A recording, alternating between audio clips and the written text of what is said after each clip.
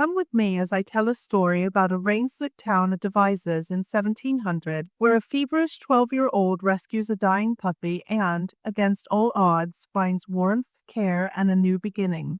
It was the year of 1700, and the rain fell in cold, relentless sheets over the rooftops of Devizes, a market town perched high on the chalky Marlborough Downs.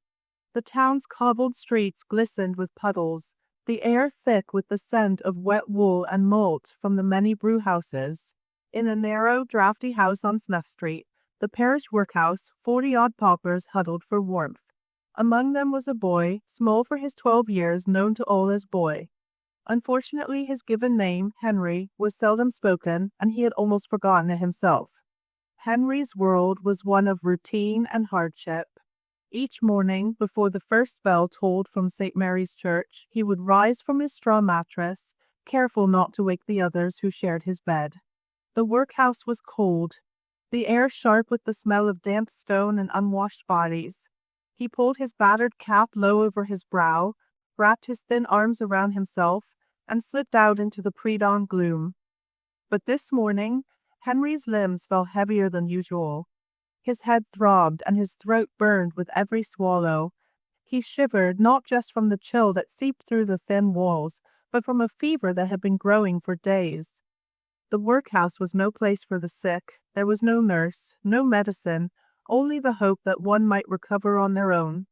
Henry knew he could not afford to show weakness.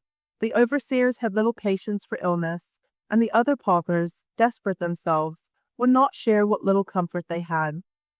His task was to walk the muddy lanes to a nearby farm on the edge of the town, where he worked for a crust of bread and the promise of a little warmth. The farm, like most in Wiltshire, was a patchwork of open fields, sheep grazing on the downland and wheat stubble glistening with dew. Henry's job was to muck out the cow barns, sweep the yard, and fetch water from the well. The farmer, a stern man named Mr. Isles, paid him no mind unless the work was left undone. On this particular morning, the rain was so fierce it seemed to wash the world away. Henry trudged along High Street, past the market cross, his boots squelching in the mud. The town was waking up before him, as a brewer's boy rolled a barrel toward the Bear Inn, and a pair of weavers hurried by, shawls pulled tight against the wind. But Henry's stomach growled. He pressed on, thinking only of the thin gruel that awaited him if he returned to the workhouse on time. His cough rattled in his chest, and his breath came in short, painful gasps. He paused beneath the overhang of a shop, wiping his nose on his sleeve. The world seemed to spin for a moment, and he leaned against the wall, willing himself not to faint. He could not remember the last time he had felt well. The fever had come on slowly, a chill at first, then aches in his bones, and now a deep, unrelenting exhaustion. But there was no choice. If he did not work, he did not eat. As he neared the farm, something caught his eye, a small, sodden bundle at the side of the lane. Drawing closer, he saw it was a puppy, shivering and soaked to the bone. Its fur was matted with mud, and one hind leg dragged uselessly behind it. The pup's eyes, large and brown, met Henry's with a mixture of fear and hope. "Easy now," Henry whispered, crouching low. The puppy flinched, expecting the blow. Henry saw the mark of a cane across its back, a cruel, deliberate strike. He remembered the old man who sometimes passed this way, his stick always ready for a stray. Henry's heart twisted with pity. He scooped the puppy into his arms, tucking it beneath his threadbare shirt. The animal's body was all bones and trembling, but it nestled close, seeking warmth. 2 heartbeats, 1 boy and 1 pup, pressed together against the world. At the farm, Henry hid the puppy in a wooden box lined with straw at the back of the barn. He worked quickly, shoveling manure and sweeping the stalls, all the while glancing over his shoulder. The farmhands, rough men with little patience for weakness, soon discovered the pup. "What's this, then?" one jeered, raising a boot to kick the animal. The puppy cowered, whimpering. "Leave him be!" Henry cried, throwing himself between the man and the box. His voice, usually meek, rang out in the barn. The commotion brought Mr. Isles, who strode in, his face thunderous. "What's all this noise?" he demanded. The farmhands explained, sneering at Henry's defiance. Mr. Isles looked at the boy, then at the trembling puppy. For a moment something softened in his eyes, a memory perhaps of a dog he'd once known. "You may keep the creature for a week," he said gruffly. "No more. If it troubles my cows, I'll see it gone, and you'll feed it yourself, no scraps from my table." Henry nodded, relief flooding him. He fashioned a nest for the puppy in the barn and shared with it what little food he had, a crust of stale bread, a few crumbs of cheese, and, when he could, a splash of milk begged from the dairymaid. The days passed. The rain eased, and the first hints of spring crept into the air. Henry worked hard, his thoughts always with the puppy, whom he named Patch for the white spot over its eye. But Patch grew weaker, coughing and wheezing, his nose running and his eyes dull. Henry's own illness worsened. The fever burned in him, and his cough grew deeper. He tried to hide it, but the other paupers noticed. "Keep away, boy," they muttered. "We don't want your illness." The overseers threatened to send him to the coldest corner of the workhouse if he did not recover soon. At night, Henry lay awake, shivering and sweating, his body racked with chills. He dreamed of his mother, long dead, and of warm bread and soft beds, things he had never truly known. One evening, as the sun set behind the ruined towers of the castle, Henry found Patch barely able to lift his head. Panic seized him. He remembered the new veterinary surgeon who had come to town, a young man named Mr. Sutton, recently married and eager to prove himself. Henry had seen him tending the farmer's cows, his hands gentle and sure. Cradling Patch in his arms, Henry ran through the streets, past the marketplace where the last of the traders were packing up their stalls, past the almshouses where old men watched from the windows. He reached the surgeon's house, breathless and soaked with sweat. "Please, sir," he begged, tears streaming down his face. "My pup is dying. I'll do anything. Just help him, please." Mr. Sutton took the puppy, examining him with practiced hands. He noted the fever, the labored breathing, the blue tinge to the guns. He glanced at Henry, seeing the boy's thin frame, the hollows beneath his eyes, and the flush of fever on his cheeks. "You're both in a bad way," he said gently. "But let's see what we can do." In 1700, veterinary medicine was in its infancy. Mr. Sutton had studied in London, learning what he could of animal ailments. He warmed some milk, coaxing Patch to drink, and wrapped him in a woolen cloth by the fire. He mixed a draught of herbs, thyme, horehound, and a little honey to ease the cough. For Henry, he offered a crust of bread and a bowl of soup. "You must rest," Mr. Sutton told him. "You're burning with fever. I suspect you caught the influenza that's been going around." Henry tried to protest, but his legs gave way beneath him. Mrs. Sutton, a kind-faced woman with gentle hands, helped him to a chair. She pressed a cool cloth to his forehead and murmured soothing words.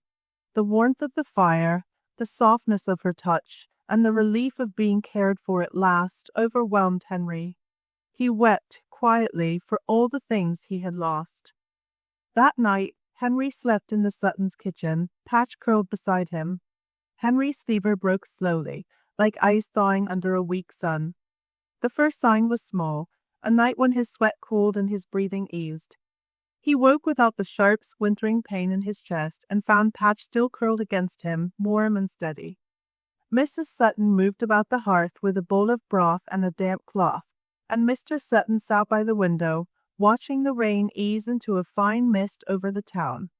The next days were a careful, ordinary recovery. Mr. Sutton taught Henry how to sip broth without choking, how to breathe so the cough would not tear at his ribs, and which herbs eased a fever. Mrs. Sutton smoothed his hair and pressed cool cloths to his forehead. They wrapped him in wool and fed him small portions often, so his stomach could take it. Each morning Henry felt a little less hollow, the hollows beneath his eyes filling with color, the ache in his limbs loosening like a rope uncoiling. Patch improved with him.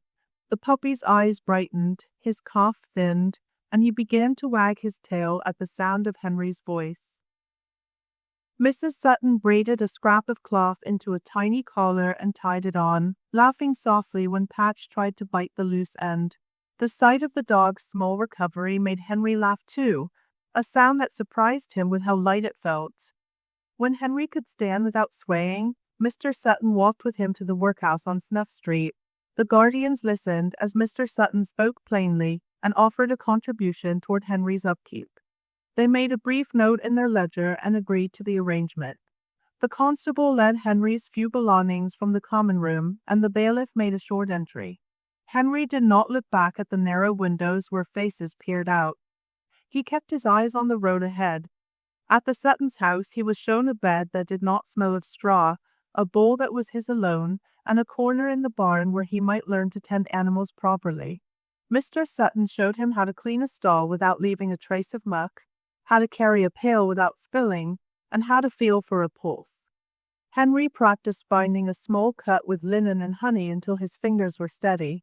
Mrs. Sutton taught him to mend a sock and to fold a blanket so it would lie flat and warm. The work of getting well continued in small things. He learned to rise at dawn without the cold seizing him, to eat a full meal and not be afraid of the feeling of being satisfied. He walked farther each day, first to the garden, then to the lane, then up the hill to the ruined castle where the wind smelled of time. Each step made him stronger. His cough became a whisper and then a memory. When the Easter fair came, the marketplace filled with color and noise. Traders called their wares, horses stamped, and children ran between stalls. Henry stood with Patch at his feet and watched the town he had once feared move around him. He saw faces he had known from the workhouse, some surprised, some indifferent, and he felt a steady calm. Mr. Sutton introduced him to a maltster and to a man who mended harnesses. Henry listened and answered, his voice no longer thin but steady. One afternoon, Henry and Patch climbed the hill to the castle ruins. They sat on a sun-warmed stone and looked out over the fields and roofs. Patch nosed Henry's hand and then settled against his knee. Henry put his arm around the dog and let the warmth of the sun and the steadiness of the town fill him. That night, Henry slept in a real bed with Patch curled at his feet. The Suttons' voices came from the next room, low and ordinary, and the rain tapped a soft rhythm on the roof. He did not know what the future would hold in law or ledger, but he knew the shape of the next day, a bowl of broth, a lesson in the barn, a hand to steady him when he stumbled. He had a teacher, a home, and a small dog who would not leave him. He thought of Snuff Street sometimes and of the faces he had left behind. He did not forget them. But as he lay there, the warmth of the bed and the steady breathing of Patch beside him, a simple truth settled in his chest. He was well enough to begin again, and that was enough. I hope you enjoyed this story and feel free to leave a comment and a like. This is the first of Henry's series and is based on real rescues that happened in Turkey. In the description, there is a link to a charity based in Turkey if you wish to help.